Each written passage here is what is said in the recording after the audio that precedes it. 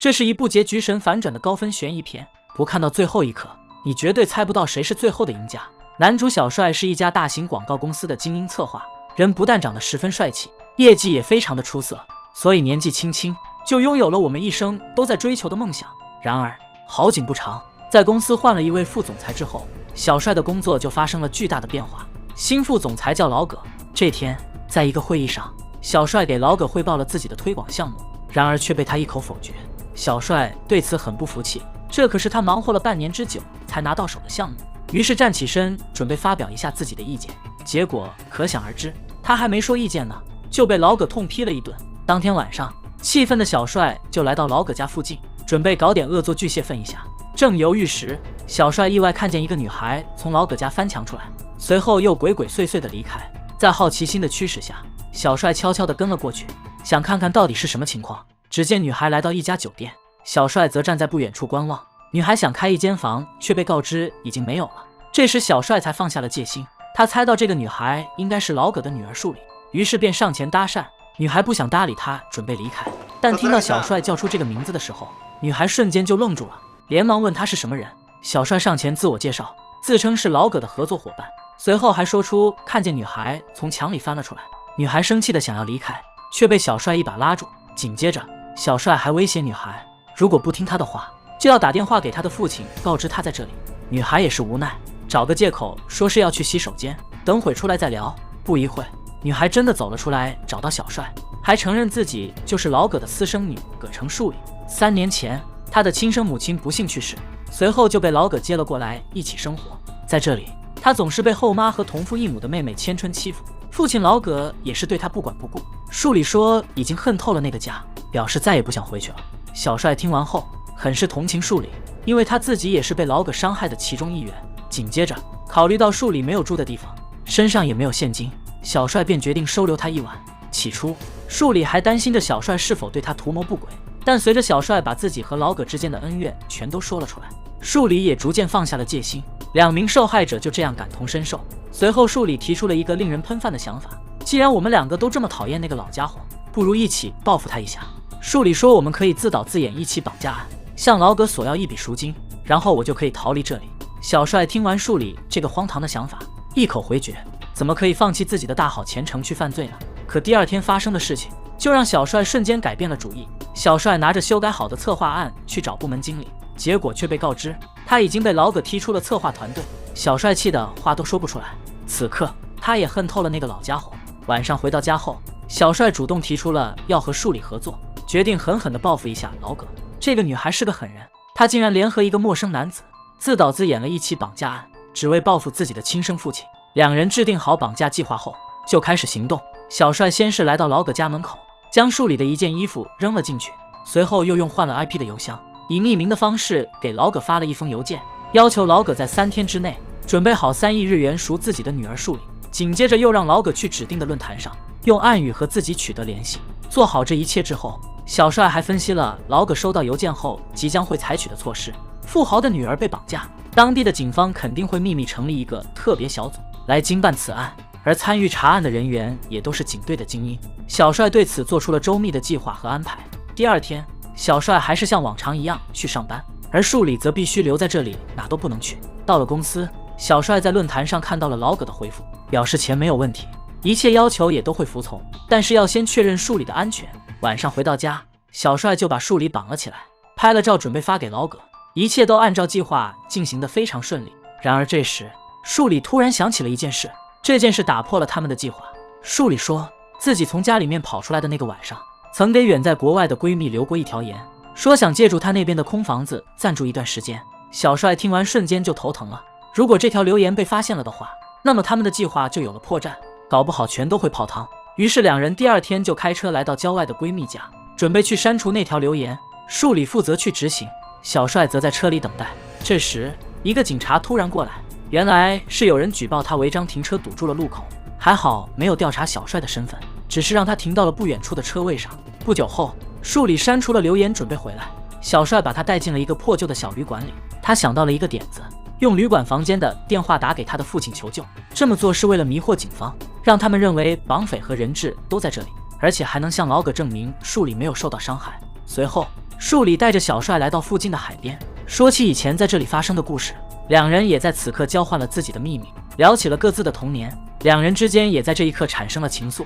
第二天就到了交付赎金的日子，小帅拿来变声器和一堆无法追查的手机，让树里联系老葛，一切听从他的安排。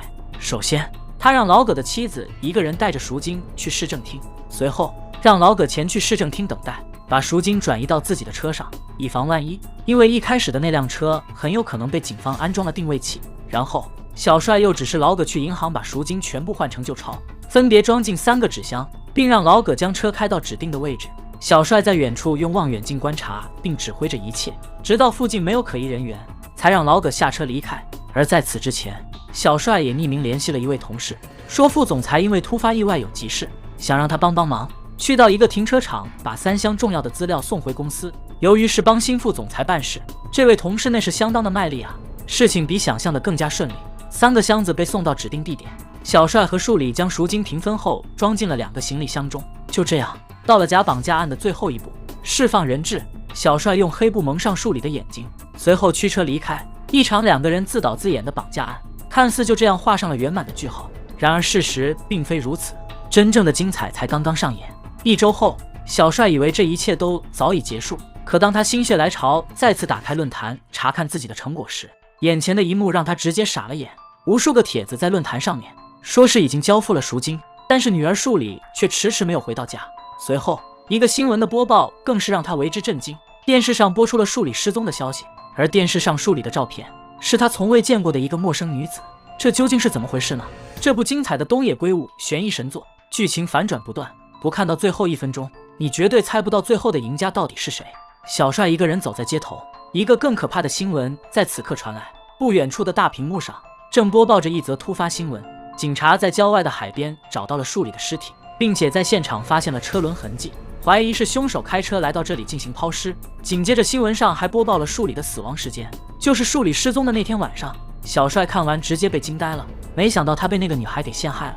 到了晚上，小帅正在思考事情的来龙去脉，突然间一个黑影出现在旁边，没想到是那个假扮树里的女孩，她竟然还敢找上门来。小帅看着眼前的这个女孩，瞬间一切都明白了，她根本不是树里，而是树里的妹妹千春。千春也把这一切的真相都告诉了小帅，原来树里是被他不小心误杀的。真正的树里有一个混混男友，在他那个混混男友的引诱下，树里早就染上了毒瘾。出事的那天晚上，千春回到家，发现树里正在房间里吸毒。千春连忙上前制止，没想到树里早已吸食过量，已经失去了理智，抄起剪刀就刺向了千春。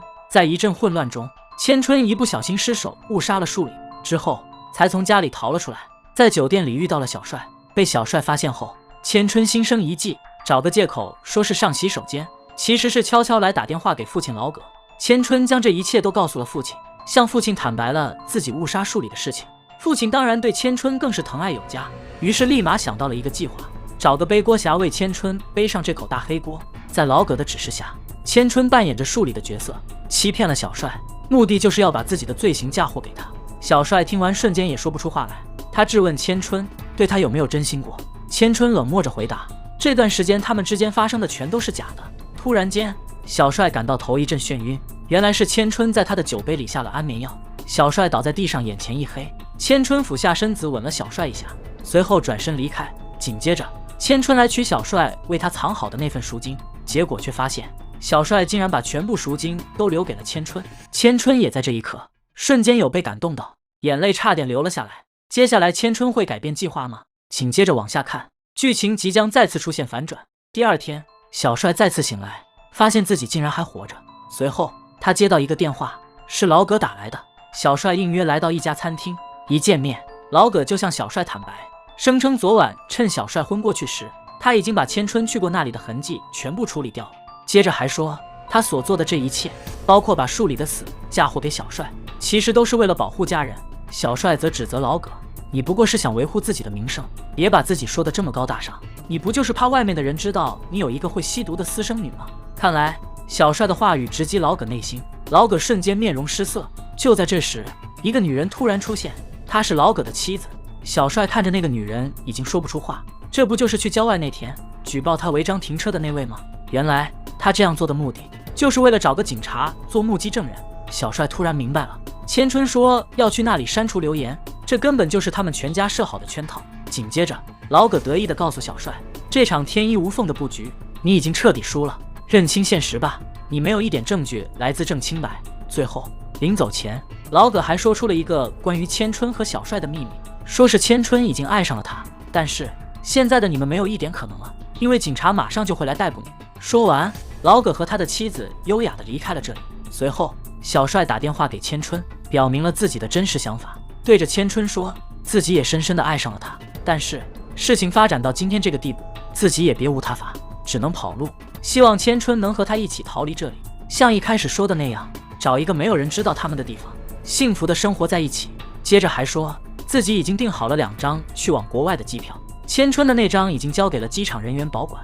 小帅说完，原本就爱上他的千春，在此刻也是犹犹豫豫纠结不断，一时不知道该如何抉择。就这样过了一晚，千春终于下定决心要跟随小帅。第二天，他来到了机场，取走了自己的机票，却迟迟不见小帅的身影。就在这时，千春突然收到一条短信，是小帅发来的。小帅声称有点事耽误了，表示自己会晚点到，让他先走。随后还叮嘱他不要泄露2人私奔的事情。陷入爱情的女人了，果然智商为0。傻傻的千春立即照做，登上了飞往国外的航班。然而他不知道的是，在不远处，谎称有事耽误了的小帅正在偷偷地观察着他。小帅看着千春走进候机室，随后离开机场来到酒店，给老葛打去电话，声称自己已经绑架了千春，这场绑票游戏还没有结束呢。老葛当然不信，他认为小帅没有那个胆子，随后立即拨打了女儿的电话。不料千春应该是坐上了飞机，手机是关机的，老葛联系不上他，突然慌了，这小子不会是来真的吧？紧接着，小帅发来一张千春被绑的照片，这一下老葛终于相信了，声称自己会服从他的所有要求。于是小帅让老葛在3个小时之内准备好3000万日元送到山顶酒店的909号房间，如果不立即照做，他就会杀掉千春，然后离开这里。小帅利用千春对他的爱，对千春的父亲再次发起了反击。这一次，小帅他能成功吗？原本这一切都按照计划进行得非常顺利，然而老天不打算帮助小帅，千春的那次航班因为天气原因竟然延误了。于是千春回到机场大厅，打开手机准备给小帅发送视频，不料却先接到了父亲打来的电话。父亲把刚才小帅所做的一切，还有所说的一切都告诉了千春。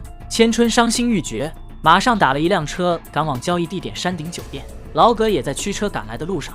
来到山顶酒店，千春一眼看到了小帅，随后立即跟了进去，质问他为何要这样做。正当2人剧烈争吵时，外面的老葛带着众多警察来到了这里。老葛带着警察来到了交易地点，敲开了909号房门。然而眼前的一幕却让老葛大吃一惊，怎么是这玩意儿？开门的竟然是他另外一个女儿的男朋友。这个满脸煞白的男人就是树里的混混男友。接着混混男友还问老葛钱带来了吗？随后警察一拥而入，抓住了这个毒瘾少年，还在房间里搜到了一堆手机和变声器，证据确凿。毒瘾少年就这样成为了杀害树里的嫌疑人。老葛遇到这种情况也彻底蒙圈了，一时也想不通到底发生了啥。原来小帅根本不在909号房间，而是在房间的对面观察着这一切。刚刚发生的这一幕其实是小帅提前布下的一个局。他先是冒充老葛的秘书，联系上树里的男友，说是要给他3000万，让他远离葛成家，并把约定时间和约定地点都告诉了他，然后把自己的作案工具全都藏进了房间里。小帅的这一招实在是太高了，完美的把自己的嫌疑全嫁祸给了树里男友。这一下小帅也彻底脱身了。然而就在这时，老葛突然发现了站在对面的2人，他瞬间就明白了这一切。随后老葛向2人走来，准备再次批评小帅，不料这一次却被小帅温柔反驳。最后老葛也是无奈，当着小帅的面承认了自己的失败，还说那就这样吧，就让那个混混成为你们的替罪羊吧。说完便转身离开。一切都已结束，但千春还是无法接受小帅对他的欺骗。千春走到小帅面前，一巴掌狠狠地扇在了他的脸上，随后就哭了出来。正当千春转身想走的时候，他突然看到了地上的机票。原来小帅并没有欺骗他，他不是说了吗？他会迟到一会儿的。千春又痛又高兴地扑倒在小帅的怀里，大声地哭了出来。当天晚上，2人度过了美好的一晚。可第二天醒来，小帅却发现千春没有在自己身旁。他拿出手机，却看到了千春发来的视频。在视频中，千春声称自己要去自首了。他忍受不了这一辈子都要在谴责中过一生。小帅看完留言，来到阳台，对着微风轻描淡写的说了一句：“游戏结束。”说完，嘴角露出了久违的笑容。好了，影片到此也就结束了。这么多精彩的反转，有惊艳到你吗？本片改编自日本推理大师东野圭吾的悬疑小说《绑架游戏》，里面的悬疑故事反转再反转，哪一个反转点吸引到你了呢？欢迎各位小伙伴在评论区留言哦。喜欢小森讲解这类片子的话，也给小森点赞，关注一下哦。咱们下期再见吧，拜拜。